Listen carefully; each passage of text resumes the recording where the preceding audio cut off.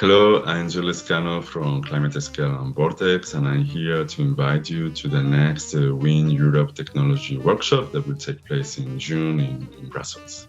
I will participate in one of the sessions that is dedicated to what is new in terms of modeling on wind resource.